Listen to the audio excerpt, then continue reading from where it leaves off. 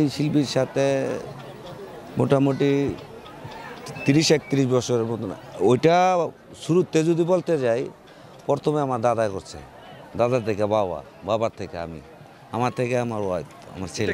এটা কেন এটা কেন বাঁশিটা কেন? এটা বাঁশিটা, এটা বাবার দাদার ঐতিহ্যটা আমি ধরে রাখছি আর কি। বাপ দাদার ধরে রাখছি। আর এই বাঁশি থেকে আপনি কি পেয়েছেন? বাঁশির থেকে কি আর পাবো, বাঁশির থেকে প্রেম পেয়েছি। সুর যদি কোনো ব্যথা জাগে আপনার কাছে যদি বলি, আপনি বলে দিতে পারেন। সুরের মাধ্যমে যারা প্রেমিক, সুরের মাধ্যমে প্রকাশ করি, যে প্রেমিক আমার ব্যথাটা সে বুঝে।